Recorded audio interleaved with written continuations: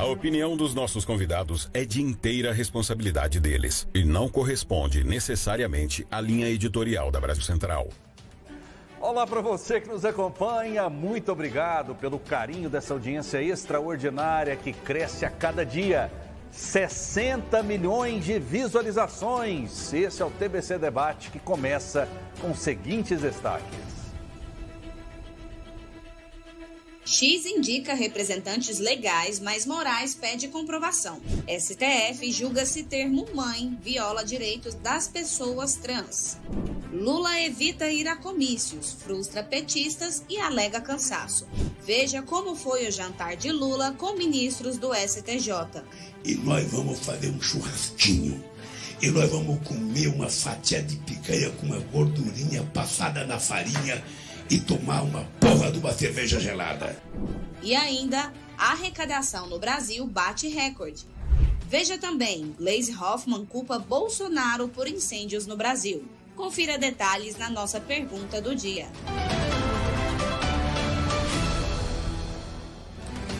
Conosco, dois gigantes debatedores com posições antagônicas. Eu anuncio ele, que já é muito conhecido, ele é querido do telespectador, amado, odiado, enfim, esses sentimentos passam por você que nos acompanham.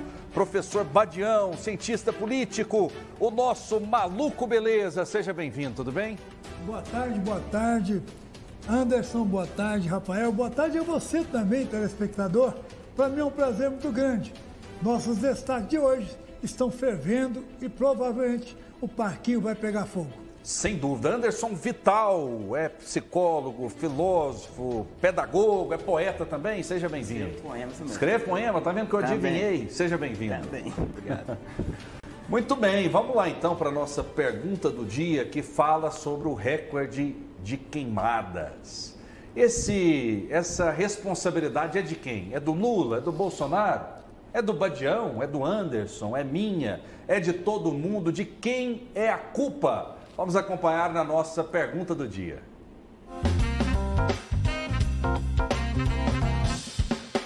Conforme dados do Instituto Nacional de Pesquisas Espaciais, ao longo do ano de 2024, entre 1º de janeiro a 23 de agosto, o país já havia registrado 102.670 focos de queimadas, número recorde para o mesmo período nos últimos 14 anos. O presidente Lula e os presidentes do Legislativo disseram concordar que os incêndios que batem recorde pelo país têm origem criminosa. O governo anunciou um crédito extraordinário de 514 milhões para um programa de combate às queimadas. A presidente do PT, Gleisi Hoffmann, atribuiu a culpa pelas queimadas no país a Bolsonaro. Em publicação nas redes sociais, citou cortes do governo anterior em verbas do IBAMA e do Instituto Chico Mendes de Conservação da Biodiversidade. Olha, a direita não tem nenhum motivo para politizar e não devia nem estar discutindo esse assunto, porque a responsabilidade que nós estamos vivendo hoje foi do governo da extrema-direita. Fizeram um 7 de setembro em que uma das chamadas agora final era o país vai pegar fogo. Então você fica pensando, o que tem a ver, como é que isso está se dando? É possível que tenha, sim, uma orquestração, mas isso tem que ser bem investigado. Lula se reuniu no Planalto para tratar das queimadas. Em discurso, ele admitiu que o Brasil não estava 100% preparado para combater os focos de incêndio. O petista condenou diversas vezes o avanço das queimadas sob o governo de Jair Bolsonaro e prometeu um cenário menor. Mas agora que as queimadas são mais numerosas e extensas em seu governo, em relação ao governo anterior, Lula recorreu a gestos escapistas. A fumaça intensa e a neblina causada pelas queimadas podem trazer efeitos negativos para a saúde da população que vive nas cidades afetadas e nas regiões próximas. Diante desta polêmica, recorde de queimadas, de quem é a culpa? Vou começar essa rodada com o professor Badião, nosso maluco beleza. Professor, cientista político, enfim, de quem é a culpa? A culpa é de Rockefeller, o cara que extrai petróleo. Eu venho falando isso há vários programas e gostaria que você, telespectador, parasse um pouco para pensar. Já vai mais de 10 anos essa brincadeira. Todo 7 de setembro, a gente ia desfilar aqui na Avenida Goiás, e sob chuva. Eu era criança e vim aqui desfilar pelo Colégio Pedro Gomes, e a chuva na cabeça de todo mundo. Essa chuva acabou. No 7 de setembro, de uns 10 anos para cá, não chove mais. Gradativamente, a terra está esquentando, esquentando, esquentando, e nós nunca tentamos para o fato que só o Brasil hoje extrai 3 milhões de barris por dia de petróleo. Petróleo. Você tira o petróleo, tira a bolsa térmica que protege o magma da crosta terrestre e começa a aquecer a superfície da Terra, que nem está hoje o Rio Negro, no Amazonas, secando.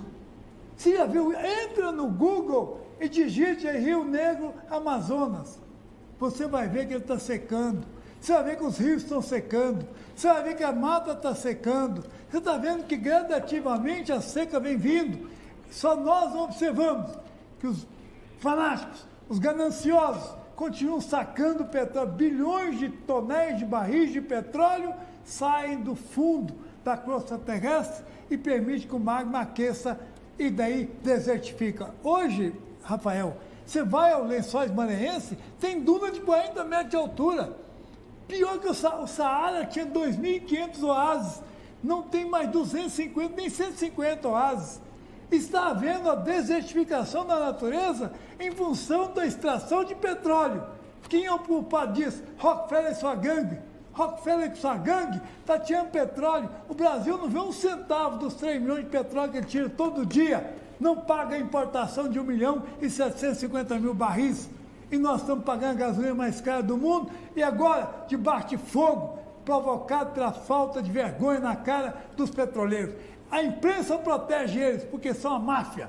Ninguém fala nada disso. Fica jogando a culpa no coitado do fazendeiro, no coitado de alguém que provocou. Não, a provocação é curta e grossa. O mundo está esquentando. E se nós não cuidarmos disso, olha lá, vai para a Amazônia. Que dia que você imaginou, Rafael? O Rio Negro secando? Como? Vai ver o Araguaia, vai ver os rios brasileiros. Tem dunas e mais dunas de areia. Você está observando que nós estamos desertificando a natureza e eu acho que é por aí. Parar de extrair petróleo é a única saída nossa para melhorar a vida sobre a crosta terrestre. Seu carro é a combustão? Seu carro é a combustão? Meu carro é combustão. O senhor está dando um mau exemplo, então. Mas não tem como, ué. O senhor pode comprar um carro elétrico. Podemos comprar um carro elétrico, uma boa ideia. Você vai, no final, depender da água para produzir energia e a água está acabando.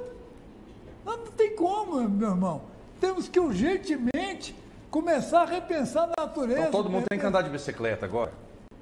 Na China anda todo mundo de bicicleta.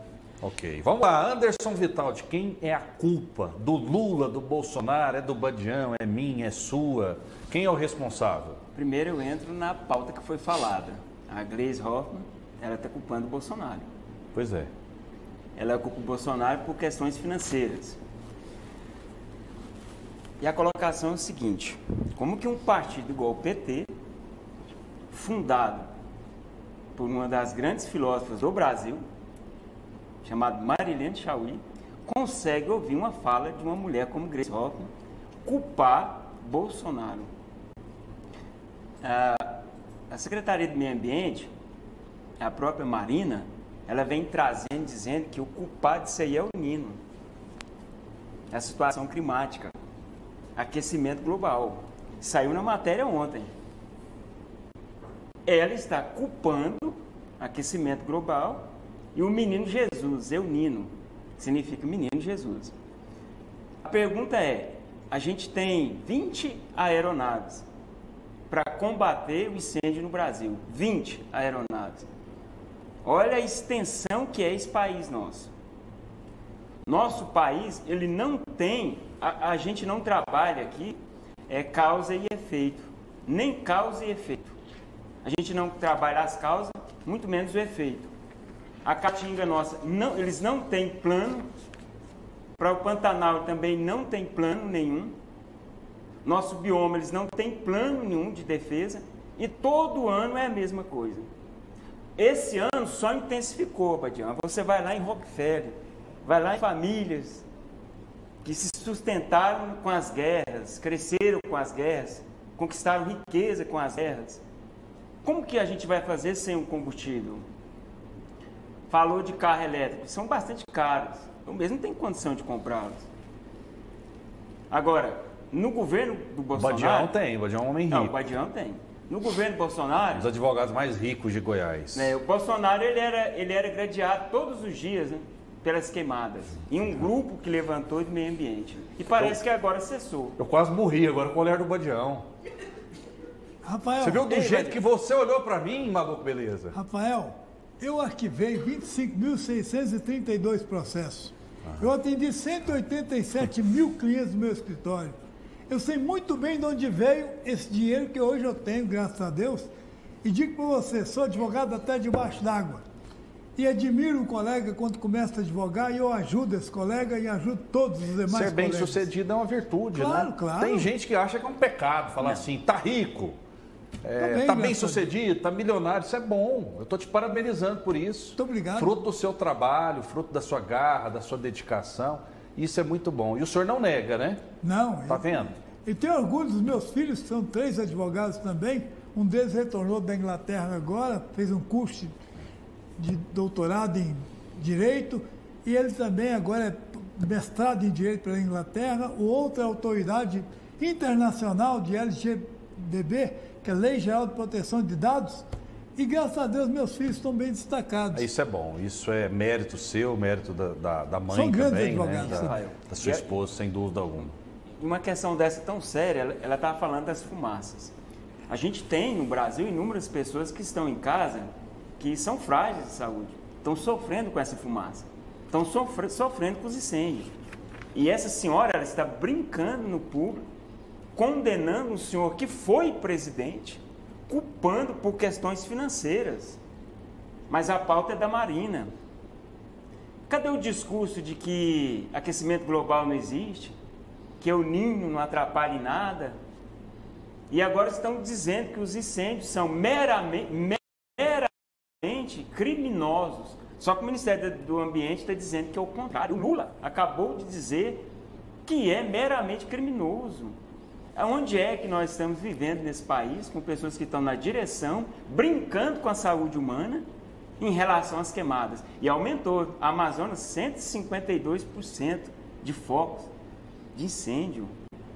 Onde isso vai parar? Cadê aquela pressão que tinha no governo anterior? Cadê a cobrança do governo agora? Aonde estão os artistas? Os artistas sumiu. Faziam uma cobrança. A menina, que é a expert, né, do meio ambiente, sumiu. Eu vou só fazer um adendo de um livro de um cidadão chamado Fritjof Capra, que escreve um livro chamado Ponte de Mutação. Ele diz que a árvore é todo o ecossistema, o que sustenta ela são os fungos e o que está ao redor dela. Quando você derruba ela, você destrói o ecossistema. E nós somos todo esse interligado.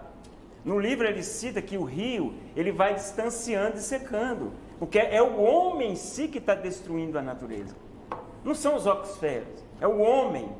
Mas o Rockefeller era um homem também, é um ser humano. Ele é um homem, mas não é o todo. Fritjof Capra fala que somos o todo. Mas não é ele que comanda também?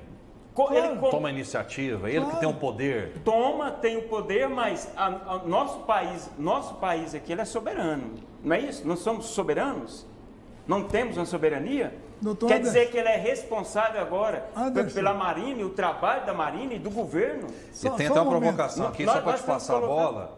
José Carlos Santos diz o seguinte: professor Badião culpa os bancos e os americanos. Eu creio que ele está falando dos incêndios. O senhor culpa os bancos pelos incêndios no mundo também? Não. O incêndio eu estou culpando a família Rockefeller, que é a dona de todo o processo de extração de petróleo no mundo. Volto a perguntar para você, telespectador.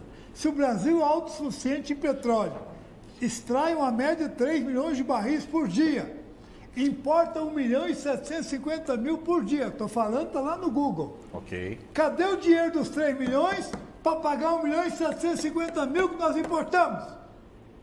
O gato comeu. E aí nós pagamos o combustível mais caro do mundo. Nós estamos pagando R$6 a gasolina, quando nós somos autossuficientes. E vendemos essa gasolina para a Argentina, que paga R$2,50 o litro. nós pagamos aqui 6. Tem alguém para me explicar isso? Essa matemática é difícil? É a matemática da roubalheira. Isso sim. Matemática do atual governo, você quer dizer? Não, senhor, todos os governos. Seus ministros. O seu, do Bolsonaro, dos outros para trás, todo mundo roubou. Não, eu sei. Todo mundo rouba. Abadião, é todo um bando de ladrões que estão roubando o povo. O povo tem que tomar atitude, porque a coisa não fica só nisso. Tem alguém levando 3 milhões de barris, né? Hoje o senhor não tem medo de ser processado, não? O senhor está chamando todo mundo de ladrão? Claro, quer que alguém justifica desses 3 milhões de barris? Cadê o dinheiro deles? Cadê o dinheiro desses 3 milhões diários? Cadê os dólares de 100 dólares por barril? Cadê esse dinheiro? Por que não paga 1.750.000 que nós estamos importando e botando nos postos de gasolina a R$6? Alguém tem que me explicar isso. Vem explicar para mim. Não vem não. Sabe por quê? Porque isso é roubo. É roubo do bolso do coitado do pai de família que não aguenta mais ir supermercado, ver as coisas subirem porque subiu o combustível. O cara vai pagar uma passagem de Uber, não tá, nem Uber tem mais praticamente, porque o pessoal não está tendo condições de circular na cidade porque a gasolina está muito cara. Ô, Abílio, agora você fez um discurso socialista, né? Você acabou de fazer um discurso socialista, só que o passado não serve para que a gente tenha entendimento e conhecimento para o presente. Quem está governando agora é o PT, o passado passou. Responsável agora é o governo. A pasta do meio ambiente está com a Marina. O passado ficou como um ensino. A gente tem que tratar agora o presente. Aí você vem dizer agora, aí você traz um discurso socialista, está tudo certo, está tudo caro mesmo. Concordo com o senhor. Agora tem que resolver a questão das queimadas. Se eu fui colocado num cargo, eu tenho que ter competência para resolver a questão. E eu só tenho 20 aeronaves para cuidar do país inteiro. Olha o tamanho que é o Brasil. Cadê? Cadê preparativo para isso? Não tem. E vou dizer mais, o ano que vem vai acontecer a mesma coisa se não tomar providência. Olha, veja bem, aqui perto aqui mesmo da Castelo Branco, todo ano aquilo ali inunda. Descendo no Detran ali, ninguém faz nada. Só discurso e falácia. Então a gente está vivendo o presente, tem que resolver as coisas no presente. Vamos lá, olha só, o ministro Alexandre de Moraes confirmou que a rede social X informou à corte a indicação de 2 representantes legais da plataforma no Brasil. Moraes disse, porém, que a validade da representação legal precisará ser confirmada pelos advogados indicados em até 24 horas. A falta de representação legal no Brasil foi o principal motivo que levou à suspensão do X em 30 de agosto. Mais cedo, nesta quinta, Moraes multou o X e a Starlink, ambas do empresário Elon Musk, em 5 milhões por dia, por causa do retorno indevido do sinal da rede social no Brasil. Vou começar essa rodada com o psicólogo, filósofo Anderson Vital. Qual a sua opinião sobre essa queda de braço entre o Elon Musk e Alexandre de Moraes? Quem tem razão nessa história? Quem tem razão nessa história? Sempre quando eu falo, eu faço referência ao que eu estudei, para fazer agenciamento no que está sendo falado. Não quero sair daqui do que é colocado. Essa briga entre esses 2 homens é uma briga de poder, sim, entre 2 homens. Um que é um grande empresário bilionário e um que se acha que ele tem um devido poder. Agora, a democracia é o governo do povo, pelo povo e para o povo. Os 3 poderes estão deixando de ouvir o povo e tomando suas decisões da forma que pretendem tomar. Essa briga entre esses 2, ela já são briga que já está no campo pessoal. Isso já se tornou meninice. Isso já se tornou futilidade. Agora você está dizendo, então, são 2 advogados, eu coloquei o nome deles aqui, André Sonoro e Sérgio Rosenthal. O Alexandre de Moraes novamente diz que esses 2 advogados precisam comprovar profissionalismo. Está faltando eles enviar esse documento para o senhor Alexandre de Moraes. E ele deu mais 24 horas para que isso seja feito. Ora, nós somos um país grande, que precisa de investidores, que precisa de empresa. Se você perceber, essa tecnologia do Elon Musk, ela toma conta de grandes áreas aqui. Aqueles 22 milhões de pessoas que ficou sem acesso foi uma barbaridade. Foi uma deturpação à Constituição. Aí o que acontece? Esse senhor continua com uma briga entre 2 homens. 2 homens que querem denotar poder. Um que ele diz, mas na frente tem uma pauta que toca nele, que vai dizer que ele está infringindo a nossa soberania. Por ser um bilionário, ele não tem que fazer isso ou aquilo, ou opinar nisso em suas redes sociais. Estão dizendo que é uma militância política. Aí começou uma briga entre os 2. E ela me parece bastante pessoal.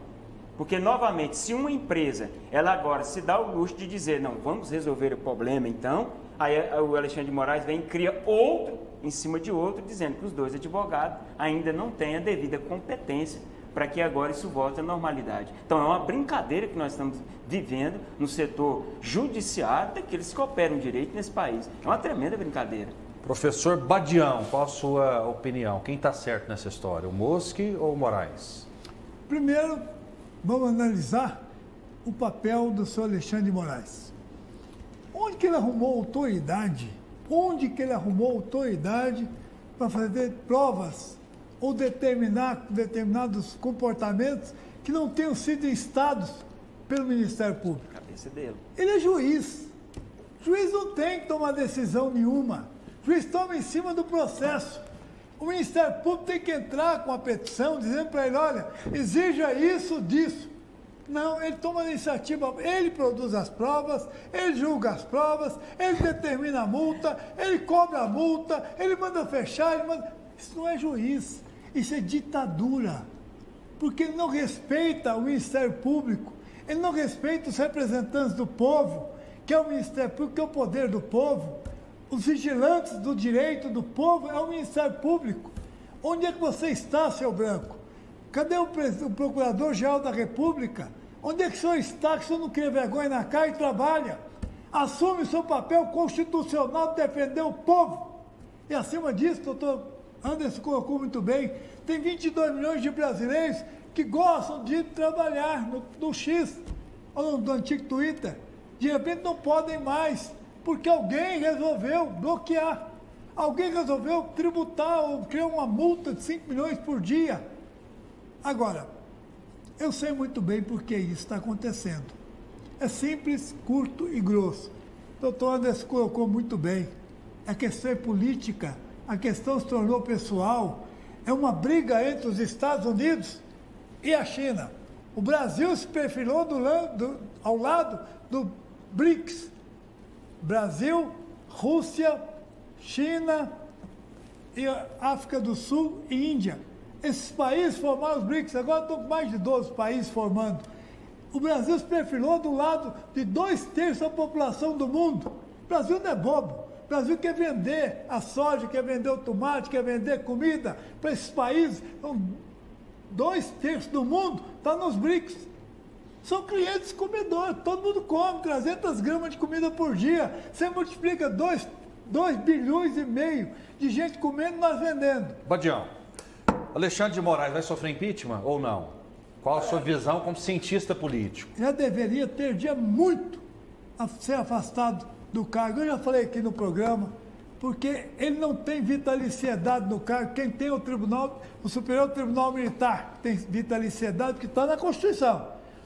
O ministro do Superior Tribunal Militar tem vitaliciedade. Ele não tem isso lá, não está escrito para ele isso. Ah, mas juiz tem. Meu amigo, para juiz é uma coisa, para ministro do Supremo Tribunal não tem vitaliciedade. Se o Lula quiser, se o Bolsonaro quisesse, é uma canetada. Ele que nomeou, ele exonerava. Não exonerou. Quem nomeou agora foi o chega o Temer. Lula e não faz. Sabe por quê? Porque ele está protegendo o Lula. Ele ajudou o Lula nas eleições. Então ele é peixe do Lula. Os dois são amigos.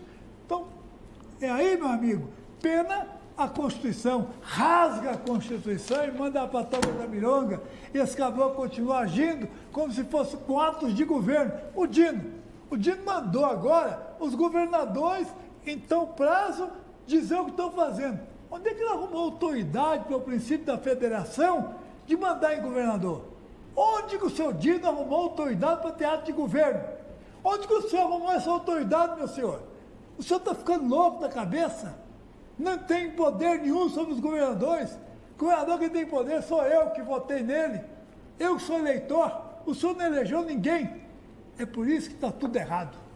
Anderson, qual a sua opinião a respeito da possibilidade de impeachment de Alexandre de Moraes? Isso vai acontecer? O Alexandre de Moraes é um processo. É um processo.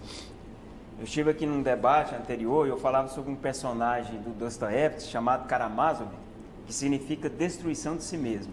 É um processo. Se ele continuar tratando de desconsiderar, vou dizer, a nossa Constituição como ele faz, se ele continuar desconsiderando ela, e ele está mesmo pisando nela, ele está destruindo ela, possivelmente ele pode sofrer um impeachment.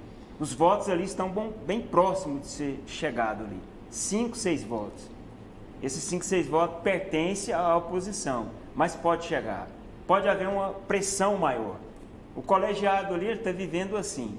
Eu estava vendo lá as condenações e disseram, não, condenação para 17 anos daquele que esteve lá em Brasília, ele é um terrorista, um golpista. Aí eu vou para a escola ensinar alunos de história, como diz o Badião, sou da área de ciências sociais também. E aí eu vou ensinar para eles o que é um golpe de Estado. Eu vou dizer para eles que golpe de Estado é senhoras, é pessoas, um número insignificante do nosso país que vai para Brasília num domingo, e ali eles vão sem arma, ali eles vão sem canivete, sem nada, ataca os prédios públicos, destrói, aquilo é um golpe de Estado. E eu vou ensinar o que para esses alunos? Eu vou ensinar que isso é golpe de Estado? Tem professor que ensina? Professor, demais. Não só professor, tem juiz dizendo isso. Ministro dizendo que aquilo foi um golpe de Estado. Meu Deus, o que eu aprendi na escola? O que me ensinaram na escola sobre o que é golpe de Estado? Golpe de Estado, ele acontece, vou responder a sua pergunta, ele acontece por meio de entrar nas instituições? Sim. Mas se tivesse em Brasília 198 milhões de brasileiros, faltando 2 para alcançar 200 milhões de brasileiros, eu poderia dizer que está começando a entrar nos poderes. Poderia, mas não é golpe de Estado. Eu me lembro bem, quando eu conversava com o meu avô, ele me falava sobre a ditadura, e que os 3 poderes eram tomados. No mesmo momento, os aviões tomaram conta, fecharam Brasília, o exército chegou com a arma, e em exercício de trabalho. Isso é golpe de Estado, meu Deus. Tentativa de golpe de Estado não tem nada a ver com golpe de Estado. Respondendo, se o Alexandre de Moraes continuar usando dessa forma com a nossa Constituição, vão sofrer pressão. Os amigos dele vão dizer o seguinte, não, 17 anos, 3 anos, 2 anos, não, é 17 anos de condenação.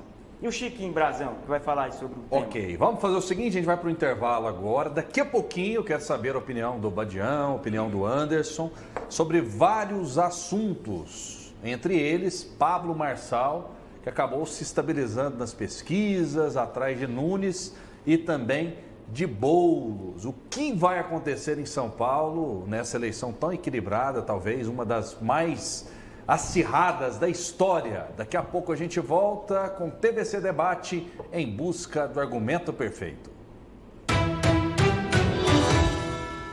No próximo dia 24, estarei em Goiânia. Eu quero convidar todos vocês para esse ato. É isso aí, pessoal. Olha que grande honra. Dia 24, terça-feira, às 19 horas, no Parque Vaca Bravo. E vamos fazer um mega comício pela nossa candidatura, a única candidatura de direita na cidade. Não é isso, senador?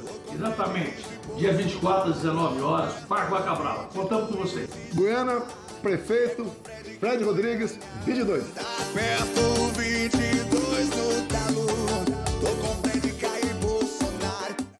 Governador, durante a pandemia eu dei plantão 24 horas. Acompanhei a chegada das vacinas, aplaudi a repatriação dos nossos irmãos em Anápolis. Fizemos tudo para lhe apoiar. Onde estava o seu candidato? Hoje, o governador tem o seu candidato a prefeito de Goiânia. Mas quem decide, quem vai ganhar e ser o próximo prefeito de Goiânia é você. Agora é Vanderlan. Sou Brizola, professor.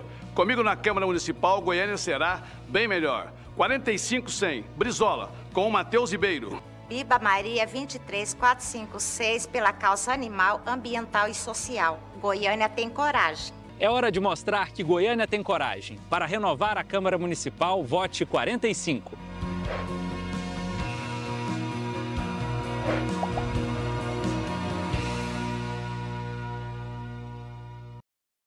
Sandro Mabel está em primeiro lugar em todas as pesquisas e segue crescendo. A pesquisa TV Anhanguera Quest confirma a liderança de Mabel. E a pesquisa do portal Mais Goiás comprova uma vantagem ainda maior. Mabel sabe fazer. Com sua experiência e gestão inovadora, vai transformar Goiânia em uma cidade inteligente. Já chama quem vem.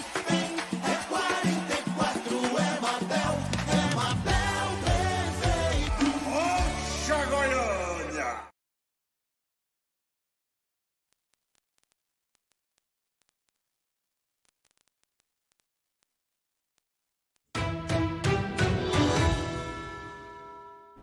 Estamos de volta com o TBC Debate em busca do argumento perfeito, contando sempre com a sua audiência, com a sua participação por meio do YouTube da TV Brasil Central, que tanto cresce e daqui a pouco a gente registra as participações. O influenciador Pablo Marçal, do PRTB, que aparece em terceiro lugar na pesquisa Datafolha sobre a intenção de voto para a Prefeitura de São Paulo, lidera no segmento rejeição. 47% dos entrevistados afirmam que não votariam de jeito nenhum no primeiro turno no empresário. Desde o início de agosto, Marçal cresceu 17 pontos em rejeição do eleitor paulistano, quando marcava 30%. Na época, Boulos era o mais rejeitado entre os candidatos, com 35%. Agora ele tem 37%.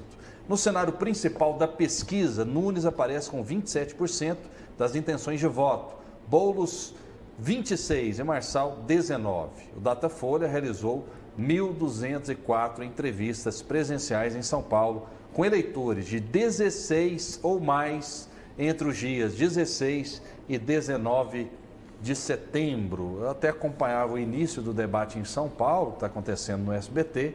Pablo Marçal disse o seguinte: até agora vocês conheceram minha pior versão, porque eu precisava desmascarar os outros candidatos. Agora vocês vão conhecer a minha melhor versão. Isso significa que Marçal vai mudar de estratégia? Professor Badião, cientista político, e conosco aqui também o Anderson Vital, que é psicólogo, filósofo e pedagogo.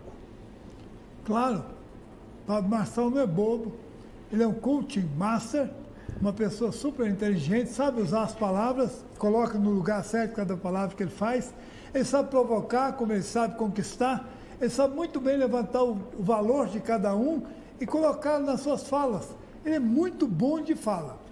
Agora chegou a hora, ele colocou muito bem, ele disse que vocês conheceram meu lado ruim, vou conhecer meu lado bom agora, porque vai ter que falar daqui para frente as propostas que ele tem para São Paulo. O que você faria com a Cracolândia, seu Pablo Marçal? O que o senhor faria com baixo valor de transporte coletivo, porque as pessoas andam lá como se fossem porcos amontoados dentro daqueles ônibus? O que o senhor faria pelo problema da mobilidade social? O que o senhor faria pelo problema da poluição de São Paulo? O que o senhor faria pelo problema de limpar o rio Tietê, que é um sonho de todo mundo? O que o senhor faria? Vai fazer o quê, Pablo Marçal? Chegou a hora de você falar preto ou branco, sentar com o Nunes no debate, aqui na nossa TV, no dia 23, vamos ter um debate. Eu quero ver se os candidatos, ao vir aqui, em vez de ficar falando mal da roupa da Adriana, falando mal disso ou daquilo, o senhor venha com propostas. O senhor Matheus vem com proposta, o senhor Fred vem com proposta, o senhor Sandro Mabel com proposta, vem a Adriana com proposta. Está na hora de vocês falarem que vão resolver os problemas de Goiânia.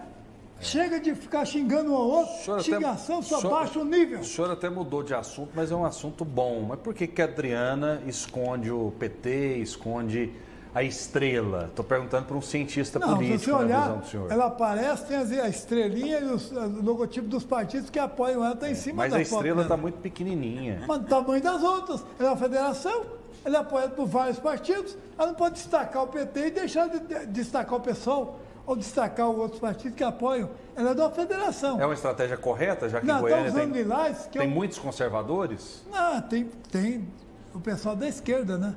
Ela está apoiando o pessoal da esquerda, ela é da esquerda. Você não vai achar nenhum cara do Bolsonaro apoiando a Adriana, porque ela está ligada... Mas as gestões ruins do PT em Goiânia prejudicam a candidata? Não, ruim tem todo mundo, não tem só do PT. Governo ruim nós tivemos, e tivemos governos maravilhosos também do PT. O prefeito Pedro, por exemplo, saiu de lá, tem uma casa e 2 carrinhos na porta da casa dele, não cheirou corrupção. Ela foi delegada de polícia a vida toda, não cheirou corrupção. Então você tem que levar em consideração, nós precisamos de gente séria no poder. Não, mas assim, eu tenho que fazer o contraponto aqui, o senhor que trouxe esse assunto. A gestão Paulo Garcia, que eu acompanhei como jornalista muito de perto, foi uma gestão que teve problema na coleta de lixo, 40 dias sem coleta de lixo. Verdade. O Paço Municipal, durante algum tempo, ele funcionava em meio período, enquanto a prefeitura estava um caos. Então é importante que se diga isso. Mas vamos para o assunto? Vamos. Com Anderson Vital. E aí, Anderson, a sua opinião em relação a Pablo Marçal, que disse o seguinte: eu apresentei até agora a minha pior versão, agora eu vou apresentar a minha melhor versão. Quem é Pablo Marçal na fila do pão, na padaria de São Paulo? Respondendo aquilo que entende e pensa, fazendo agenciamento, viu? Freud fala sobre inconsciente. Todo ser humano ele tem um inconsciente e habita nele. É um estranho quem me habita. Quando ele diz que agora vai conhecer quem ele é, provavelmente ele fez uma leitura do que aconteceu até agora. O primeiro debate já foi um debate bastante acirrado. O segundo deveria ter no mínimo um segurança atrás de cada um daqueles participantes. Não perceberam a gravidade do primeiro debate, desperceberam no segundo debate. Quando a primeira pergunta do Leão, feita a Datena, era o seguinte: ao Datena fazer uma pergunta ao Pablo. Eu estava assistindo. O Datena começou dizendo assim: não vou fazer uma pergunta, ele não é digno nem de fazer uma pergunta. Vou ficar em silêncio. Ele disse que ficaria em silêncio. Em silêncio. A primeira provocação ali naquele fato específico foi do Datena, é isso, né? Foi de silêncio. Menosprezou que estava com ele ali em debate. Aí começou o confronto, que começara lá no princípio, a qual o Pablo já atacava Nunes, Boulos e fazia agenciamento com o Datena. Ele viu que o Boulos e o Nunes ficou com as duas, a Tabata e a Marina, ele se sentiu ali meio distante do assunto e atacou, entendeu que deveria atacar diretamente o Datena e falou as palavras que falou. Nós estamos vivendo uma política em que o homem vai dizer que política se vende a alma ao diabo para poder ganhar a política. E eu não entendo isso. Porque, lendo Maquiavel, que todo mundo vai interpretar do jeito que quer, eu nunca vi ele dizer tais coisas. Que para ganhar a política se vende a alma ao diabo, não faz proposta, como o professor falou muito bem, concordo com ele, não há proposta nenhuma, aqueles debates ali são de afronta entre os candidatos. São Paulo está lá todo ano enchente, Tietê está podre mesmo, nada se resolve e eles vão para o debate para brigar entre si, achando que tem total direito. Então a minha resposta é o seguinte: o Pablo Marçal, ele fez uma leitura da sua rejeição, crescimento e rejeição, compreendeu muito bem que meio de televisão você vai falar certas verdades, mas também vai ouvir, elas vão te trazer situações indesejáveis e trouxe para ele. Ele foi agredido com uma cadeirada essa que, se perceber, quase pegou, foi na Marina. Se o Datena tivesse mais destreza e mais força, com certeza seria pior, a causa seria pior, e nós estamos vivendo o homem fazendo pacto com Mefistófeles, lá do livro do Goethe, Fausto, vende a alma ao diabo, o homem que você falou, ganancioso, que destrói a natureza, destrói o meio ambiente, destrói tudo que está para ter o poder. A resposta minha para o Pablo é o seguinte: ele percebeu o que ele fez na política, e a política está polarizada mesmo. Os eleitores estão trazendo para eles a convicção do que é moral e o que é imoral em cada candidato. Só que eles não estão tendo, sabe o quê? Resposta. Eles não estão tendo resposta. O nosso presidente agora, para encerrar, Rafael, o nosso presidente foi aqui agora falar que ia fazer uma festa, um churrasco, usou uma palavra chura, que ele usou, uma palavra chura ali para o churrasco dele, brincando com a situação. E ele é o representante desse país. É o representante dessa nação. A resposta é: ele está percebendo que agora chega. Há uma cientista política, antes daquele debate, que falou: agora é primordial, é o final. Diminui os ataques, traz proposta para São Paulo. Eles fizeram o contrário. Quando o Pablo Marçal sofreu a cadeirada pelo Datena, dois homens que inteligência emocional, desculpa eu te dizer, inteligência emocional, nenhum dos dois tem. Coleman, eu lendo Coleman, eu entendo que nenhum dos dois tem, sendo o Pablo Marçal, isso que ele é no meio da internet. Não tem nenhum dos dois, porque um ataca, xinga o outro de homem, porque não é homem, afronta o outro na frente de todo mundo e o outro lhe dá uma cadeirada. Todos aqueles dois emocionalmente são destruídos. Vamos lá, a arrecadação federal registrou recorde histórico em agosto de 2024, somando 201,6 bilhões de reais, de acordo com dados divulgados pela Receita Federal. Esse montante representa um aumento real de 12% em relação ao mesmo período de 2023, quando foram arrecadados 180 bilhões de reais. No acumulado de 2024 até agosto, a Receita totalizou 1,7 trilhão de reais, com crescimento real de 9,47% em relação ao mesmo período do ano anterior. Esse resultado expressivo é impulsionado por diversos fatores, como o crescimento da arrecadação de fundos de investimento, a tributação do PIS/COFINS sobre combustíveis e a entrada de 7,4 bilhões de reais com a atualização de bens e direitos no exterior do IRPF, Imposto de Renda da Pessoa Física. Professor Badião, o Brasil com esse número positivo. Qual a sua opinião? Esses 2 trilhões que chegam agora à arrecadação, metade disso vai pagar juros. Metade disso vai para o banco. Depois vocês acham que eu tenho que ficar alisando o banco. Se esse dinheiro fosse todo para as mãos do presidente, para ele desenvolver ferrovias, portos, melhorar o transporte coletivo das cidades, fazer investimentos no desenvolvimento do país, o país está crescendo. É a mesma coisa que você compra roupa para o seu filho quando ele tinha 12 anos de idade, hoje ele tem 16 anos e você não consegue comprar outra roupa e continua usando as roupas de 12 anos. Está tudo apertado, ele está querendo crescer e não pode crescer, não tem dinheiro. Sobra para o presidente, dos 4 trilhões e meio que nós arrecadamos por ano, sobra 800 bilhões para administrar o país. 400 bilhões vai para o bolso de quem? Da Previdência. 1 trilhão e 600 bilhões vai para os banqueiros. E o presidente não tem dinheiro para administrar. Aí, no final, alguém começa a meter o pau no presidente. Ele estourou o caixa, vai pegar 256 bilhões de papéis novos, vai jogar no mercado para buscar dinheiro. Claro, ele não tem. O dinheiro foi tudo para pagar juros, foi tudo. Cadê o dinheiro da Previdência? O Guedes não privatizou a Previdência, o dinheiro está nos bancos e nós estamos pagando os aposentados. Cara, é ridículo falar isso nesse país. Ninguém fala nada, como se tudo fosse verdade. Mentira prevalece e ninguém pode contestá-la. E fica aí o Alexandre de Moraes fazendo palhaçada uma em cima da outra e eu tenho que tolerar tudo isso. Estou ficando muito velho para aguentar, tenho certeza disso.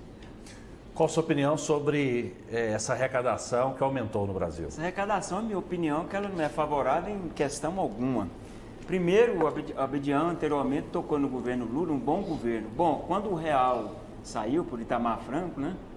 E o FHC, o Fernando Henrique, o Lula foi um que bateu contra. Não, nós não queremos esse plano real. Vivemos uma hiperinflação terrível naquela época. E ele não queria o plano real. Agora, o real, quando ele foi lançado, ele era o valor equivalente ao dólar. O dólar hoje é R$6, era o valor do nosso real. Nossa moeda só cai. Quando esse senhor Lula, ele abre a boca muito para falar, quando ele fala, a moeda só cai o valor. Ela só cai. Aí a gente está falando aí dessa arrecadação. E no final da arrecadação fala sobre o PIB aí de 1,4%. O que acontece? Esse senhor Lula, com aqueles que trabalham com eles, eles foram lá e pagaram o 13º dos aposentados adiantado, aumentou o salário mínimo aí de 40 e poucos reais, né? O pacote de arroz que era 22 foi para 40, voltou para 36, 37, que é quase o valor do aumento do salário mínimo em um pacote de arroz. Ele foi lá e aumentou o salário mínimo, pagou os aposentados adiantados, 13º dos aposentados, e foi lá e pagou precatórios de dívidas, ó, de que pessoas diziam para mim que precisava receber esses precatórios. Para quê? Ele vai receber para comprar geladeira, carro, televisão. E aí? A indústria cresceu um pouco e o gasto familiar foi lá em cima. Aí o PIB subiu mesmo. E aí? E os juros que vai vir?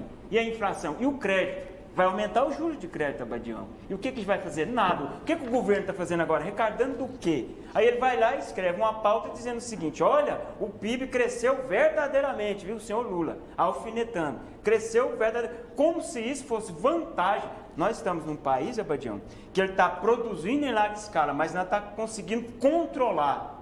Ele não precisa de termos econômicos, não consegue controlar. Eu volto lá em 1929, na crise de Nova York. Ele não está conseguindo controlar. E a inflação?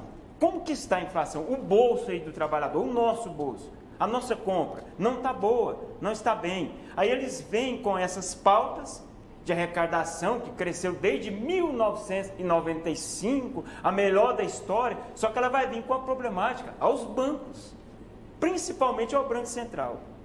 Vai cair na mão do Gabriel Galípolo. Ok, vamos lá. Olha só, esse assunto é polêmico, hein? Os ministros do STF discutiram em sessão plenária quais termos devem constar na declaração de nascido vivo do Sistema Único de Saúde. O debate girou em torno do uso das categorias mãe e pai, que excluem homens trans, mulheres biológicas que podem gestar. O ministro Gilmar Mendes havia votado pela perda do objeto do segundo pedido, após a substituição dos termos mãe e pai por parturiente e responsável legal das DNVS. O julgamento foi novamente suspenso após pedido do relator ministro Gilmar Mendes. Badião, esse assunto é importante na sua visão ou não? Ou estão fazendo preciosismo demais e a figura da mãe e do pai são importantíssimos em qualquer situação? Todo ser que nasce tem uma mãe. Tirar o nome dessa mãe para não fazer constar que ele tem uma mãe?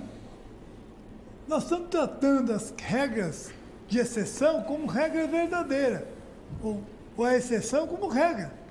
Isso é o fim do mundo. Acho que quem nasceu de uma mãe. Se ele pode ser trans ou não, ele nasceu, a mãe dele tem que constar no registro dele. Normalmente, esses registros são feitos com o nome da mãe.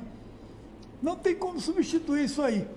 O Supremo Tribunal Federal deve ter hoje uns 120 mil processos para julgar.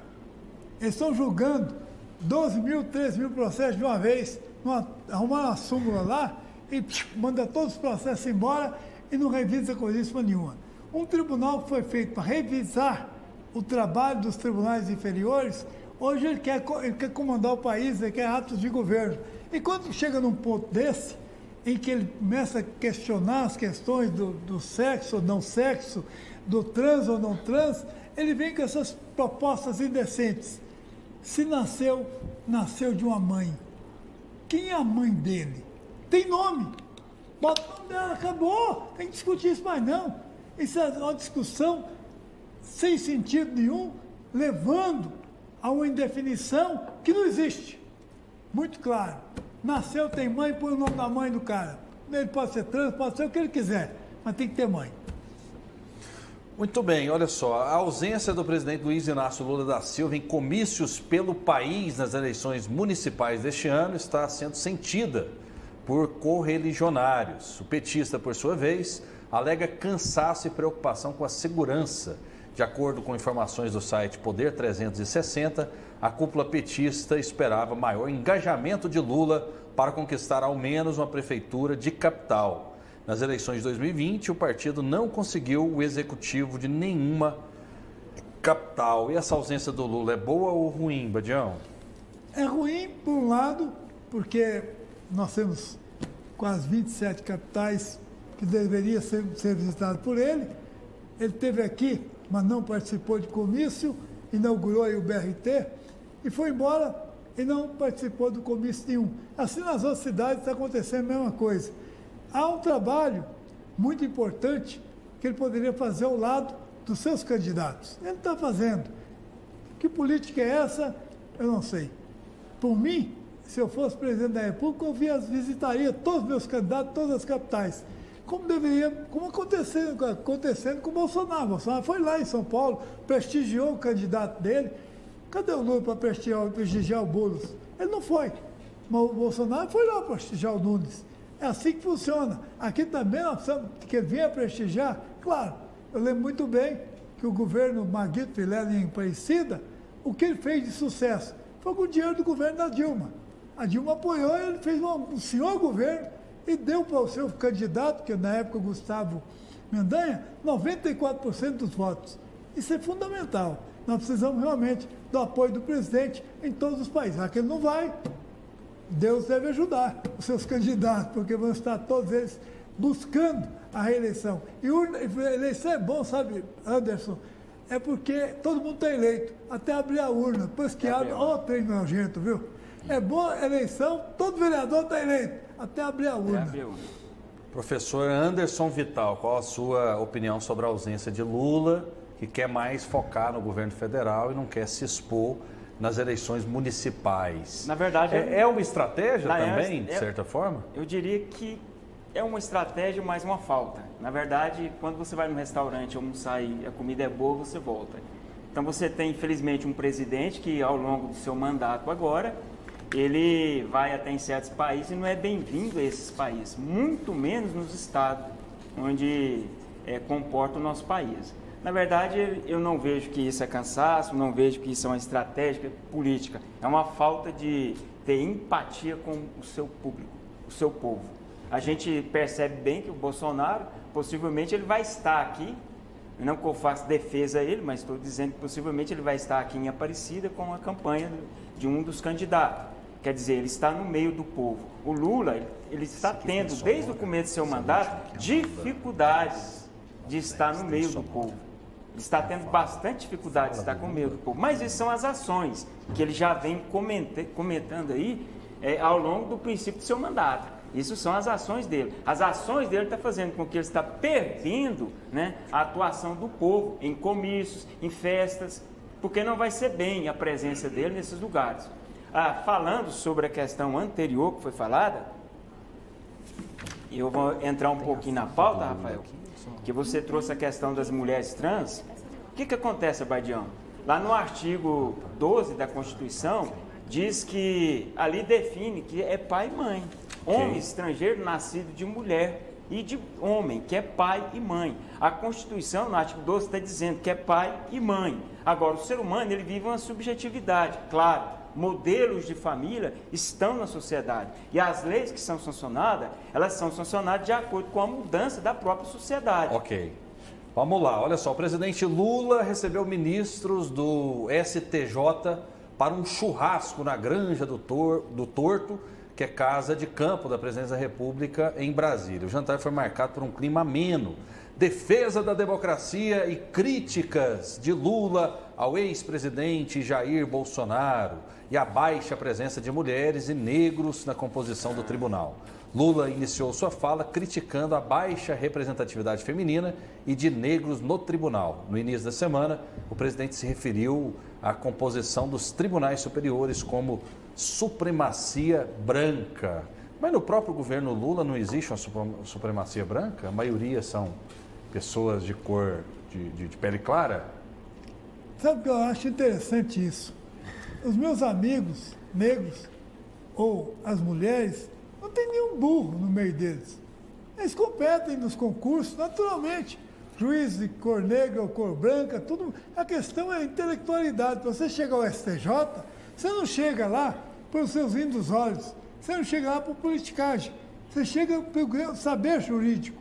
Então, a OAB vai indicar, o Conselho Federal da Ordem indica, o Ministério Público Federal, o Ministério Público Estadual indica. Então, tem o quinto do Ministério Público, tem o quinto dos advogados, os demais são juízes que viram desembargador e depois chegam ao STJ. Há um processo natural. Se chegar muita mulher, ou chegar pouca mulher, ou chegar pouco negro, ou muito negro, isso não está escrito. Isso é uma falta de discriminação. Eu acho que é um absurdo continuar trazendo a doença americana para meio do povo brasileiro. Nós não temos discriminação nenhuma entre negros e brancos no Brasil, não existe isso. Isso é doença da imprensa americana que domina a Rede Globo, domina a CNN, domina a Bandeirantes e outras porcarias que estão por aí. E a TVC, domina ou não? Claro que não, aqui é a TV Cultura, a TV do brasileirismo. Nós recuperamos nossa emissora de volta. Hoje a TV Cultura é a televisão do povo brasileiro. Você quer pôr seus filhos para assistir? Pode assistir. TV Cultura hoje mostra cultura de verdade.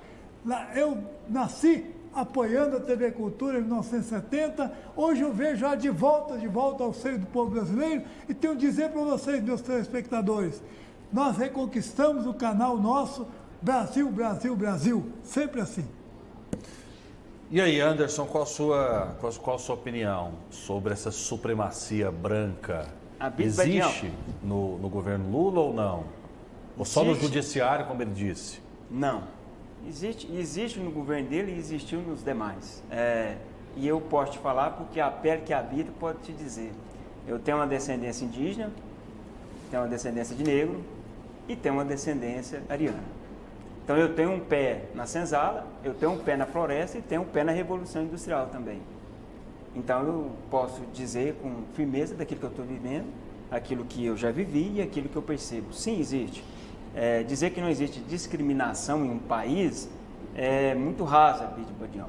é um complexo que teria que ter um podcast para poder falar sobre isso. Agora, sobre a questão desse almoço na casa do Gilmar Mendes, né, com os ministros, Flávio Dino, Lewandowski ali, ele faz esse almoço para trazer um gesto ao STF, e só que por trás disso está havendo o que se chama o julgamento do Chicão Brazão, a qual ele é acusado, né, de matar a Marielle. E a Câmara está pressionando aquilo ali, e o Lula faz esse almoço. No almoço, eles trazem por referência o senhor Elon Musk, porque o Lula vai dizer nesse almoço que está protegendo a democracia do Brasil.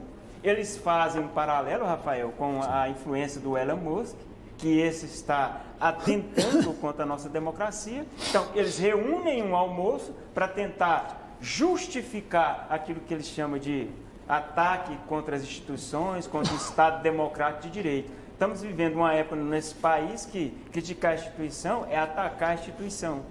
Inverteram as palavras.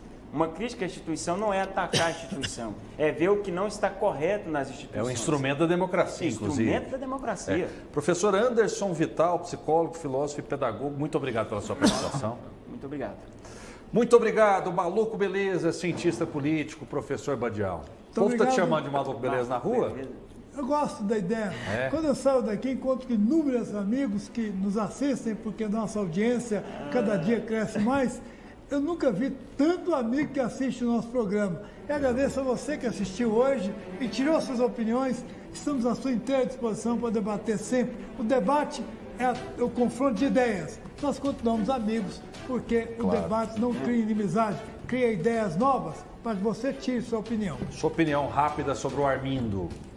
O Armindo é o ex-diretor da Televisão Brasil Central, da Rádio Brasil Central. Quando eu venho com ele aqui, é uma verdadeira festa.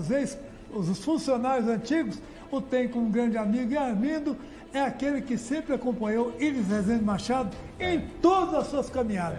Como e hoje dizia, acompanha a filha dele, a Ana Paula. Como dizia nosso amigo Amado Batista, maior vendedor de disco da história do Brasil, cara espetacular, né? É o ex-amor, né? Meu ex-amor. É isso aí. Um abraço, fiquem com Deus e até a próxima.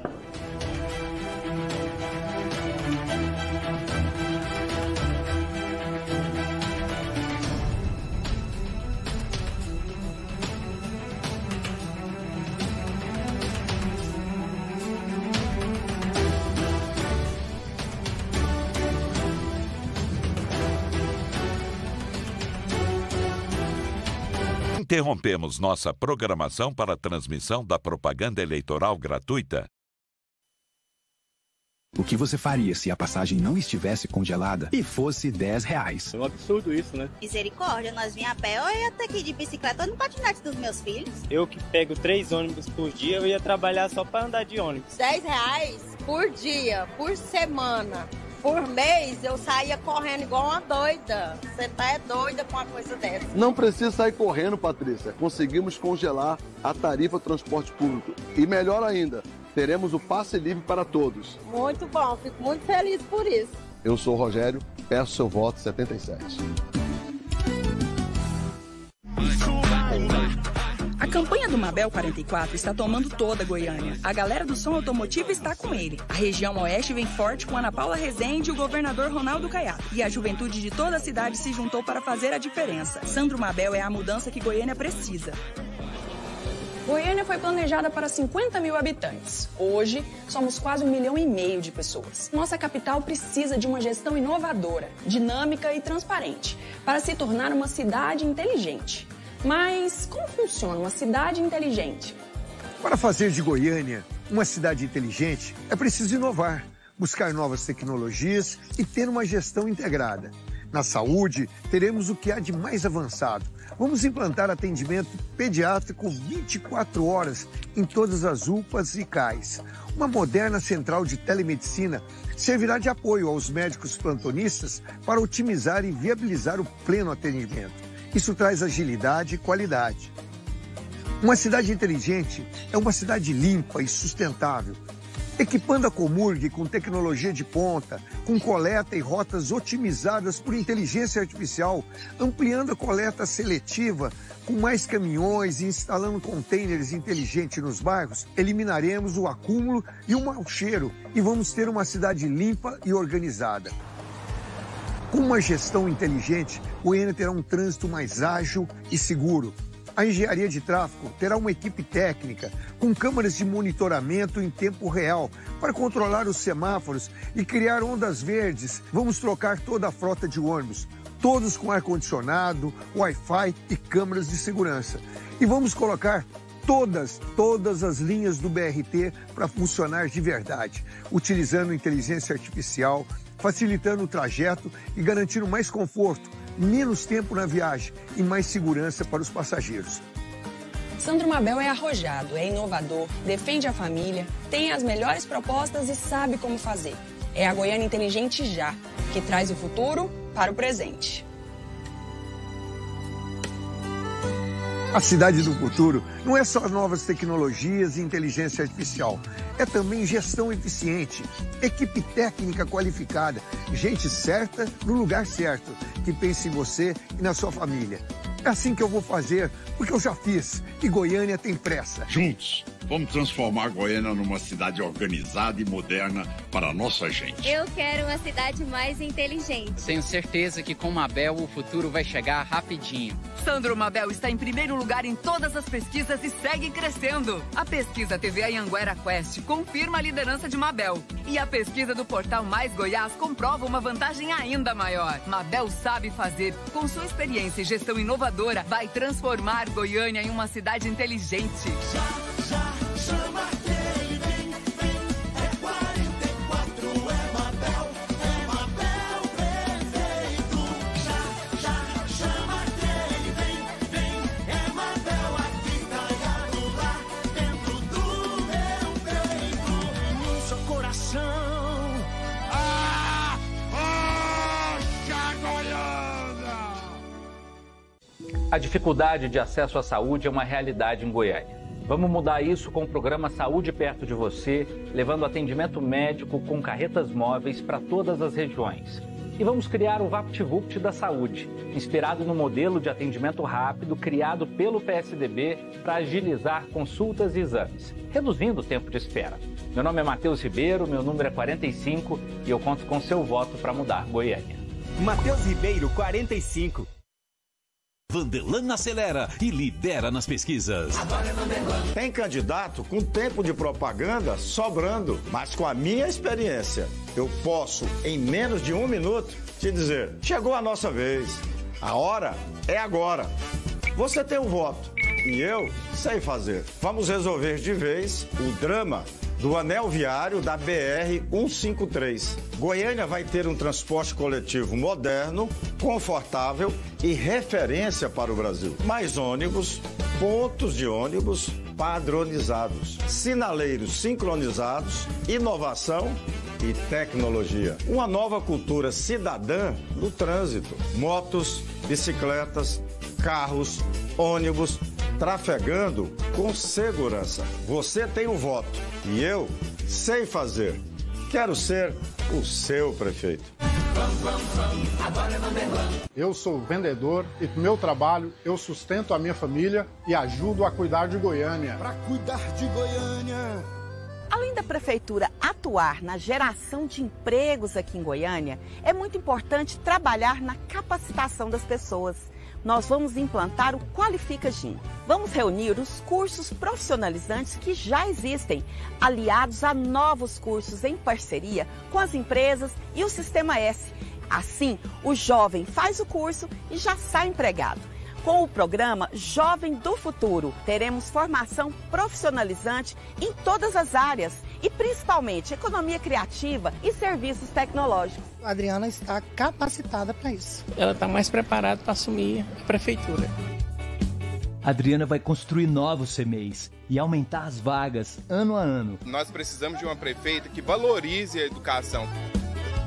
A atual gestão perdeu recursos para 4 CAPs, 9 unidades básicas de saúde, 7 unidades odontológicas móveis, além de 3 CMEs, por não conseguir habilitar os projetos.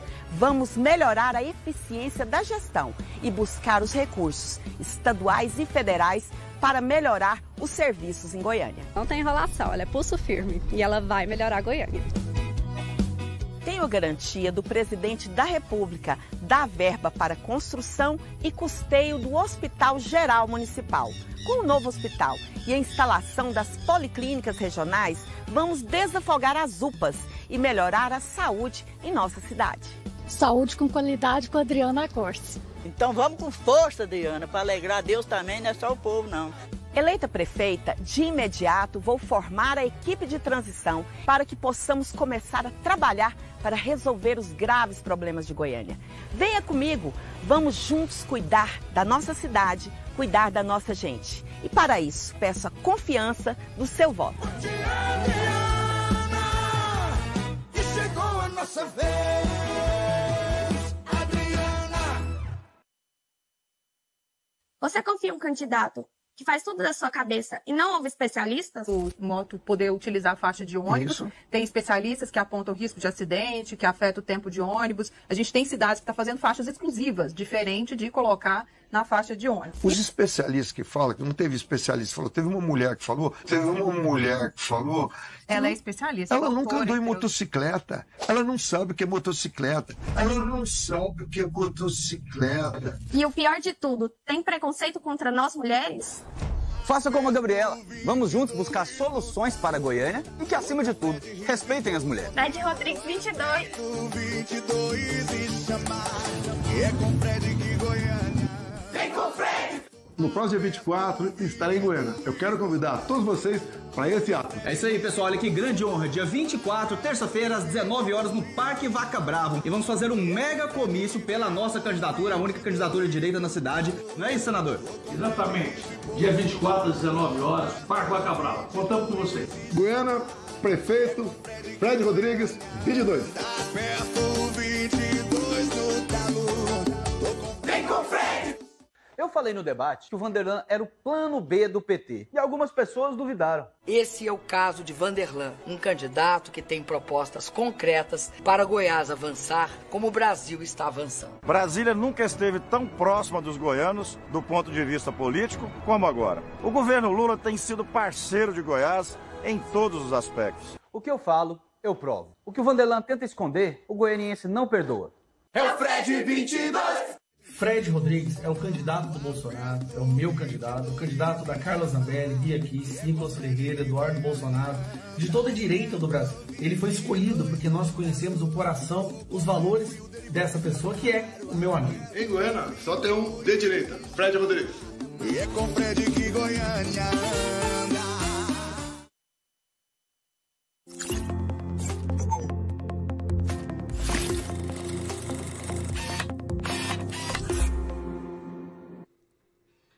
Olá, ótima tarde para você ligadinho aqui na tela da TV Brasil Central, ainda pela Rádio Brasil Central AM 1270 kHz, no ar o TBC Esporte, primeira edição.